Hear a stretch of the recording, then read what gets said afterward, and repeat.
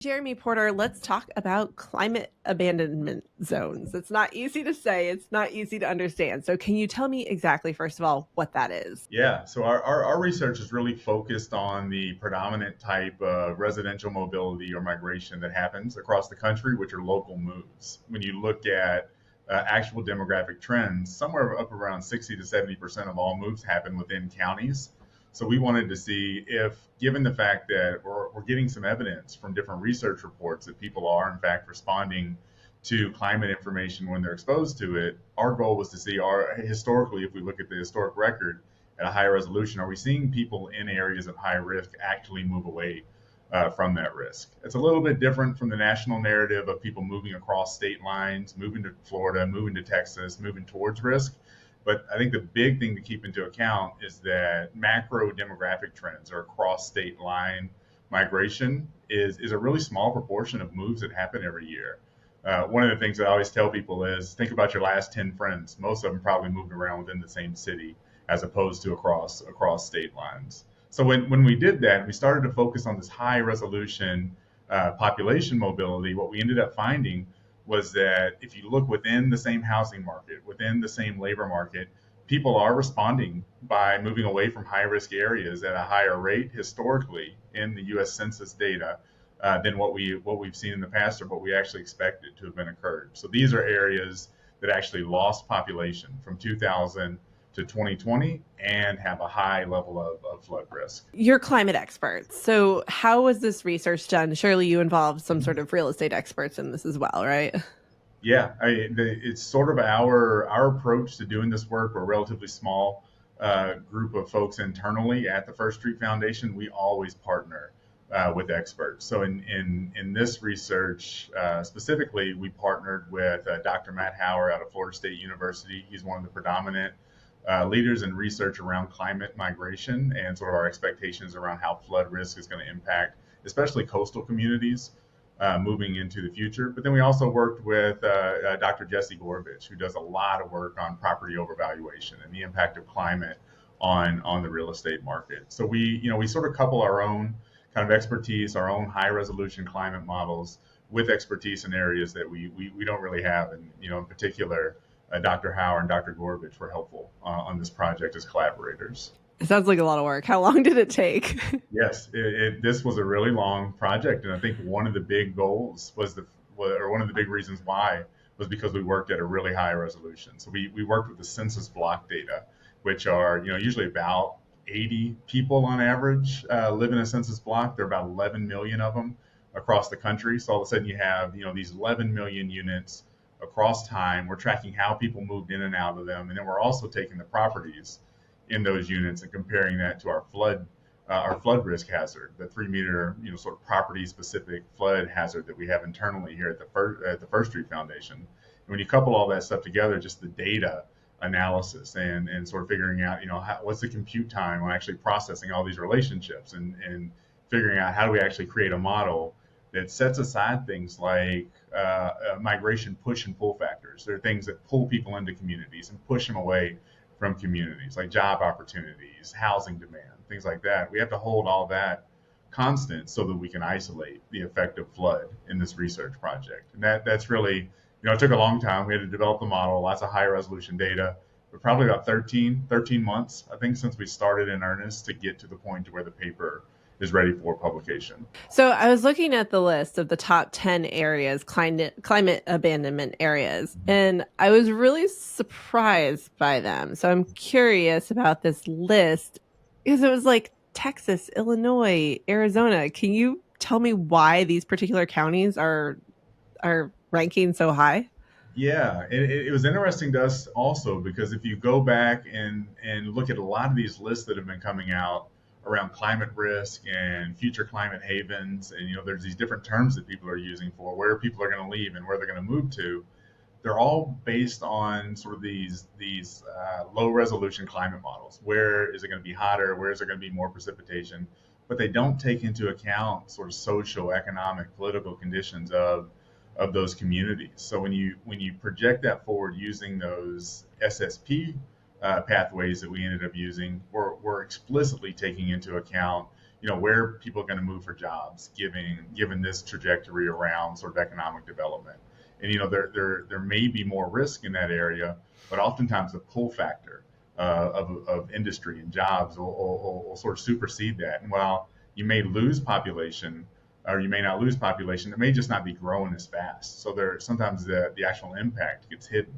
But the list that we shared out are sort of major metro areas. So there was a condition that was set there that the county had to have at least 500,000 people in the county to make that list. But then they just had to have significant flood risk, and we see that in Harris County, Texas, around the coastal storm surge. We see that in Bexar County, Texas, around San Antonio, with the heavy precipitation risk. We see that in Chicago and Will County, and around the same risk, the heavy extreme precipitation risk. So we're seeing that if you dig into a county, you look at areas that are more susceptible to flooding versus areas that aren't, we're actually seeing population responses directly related to those levels of risk.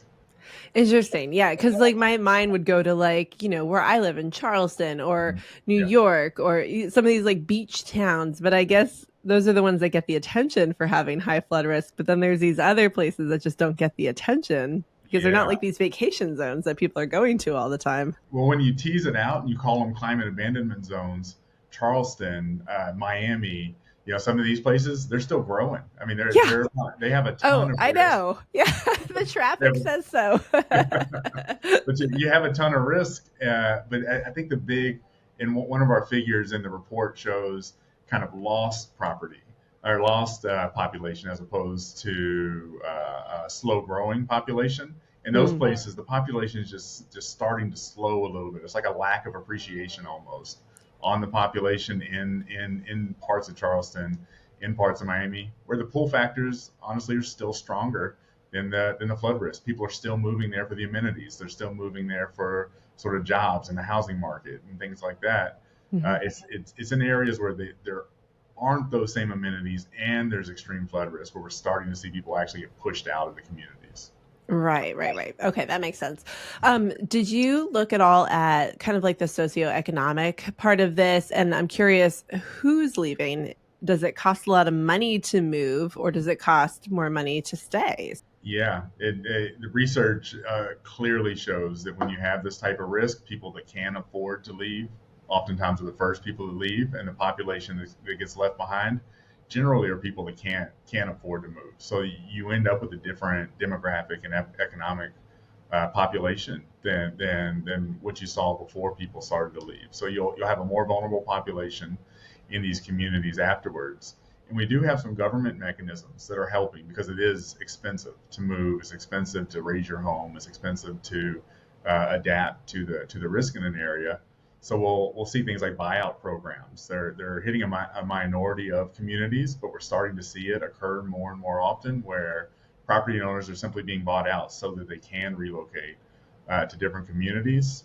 When that happens, you're essentially getting the same thing as people that are kind of abandoning the community because the risk is too high. It just leaves a neighborhood with less people, less economic development, property values decrease.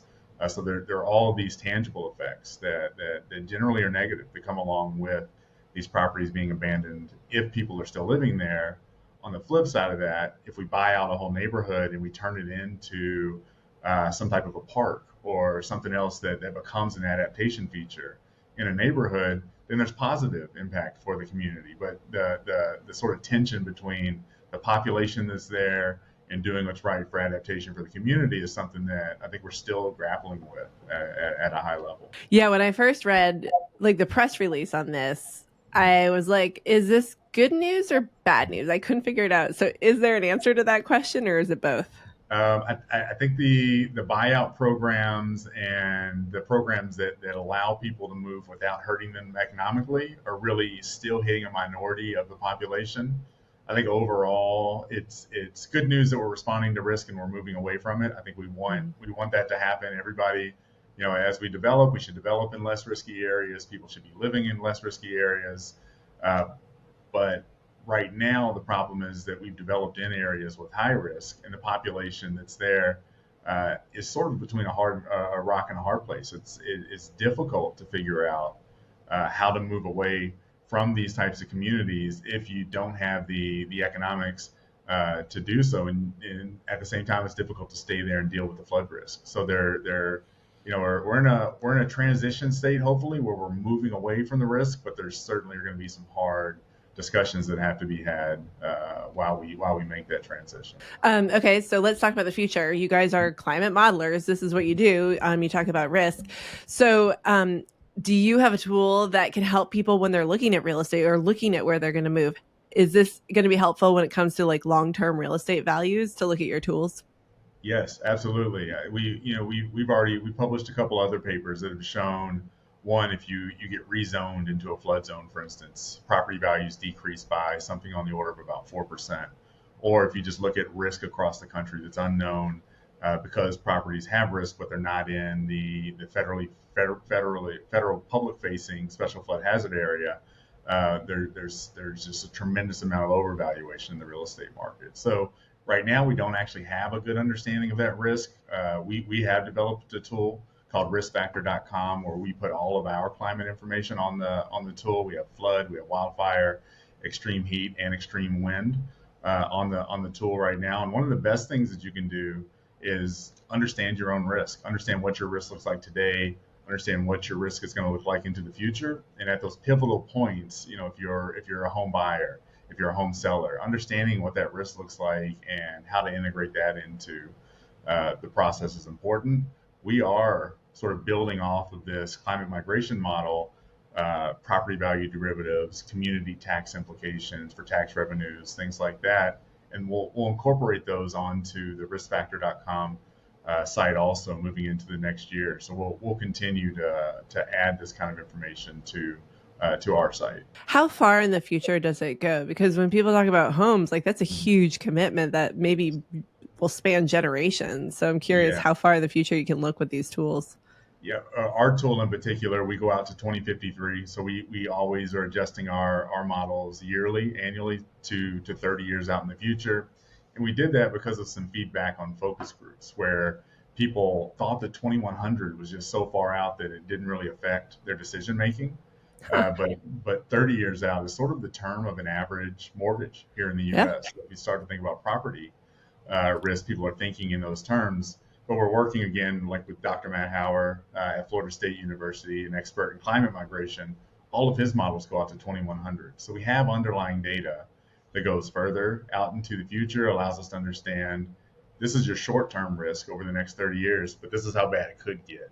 Hmm. If you're talking 2, 3, 4 generations down the road. Right now, we're just displaying the data out 30 years, but your point's well taken. If you buy a home, oftentimes the goal is to own the home, pass the home along to other generations. And it's important to understand what you're passing along to your kids and your grandkids moving forward. Hey, thank you so much for watching. While you're here, check out some other videos you just may like.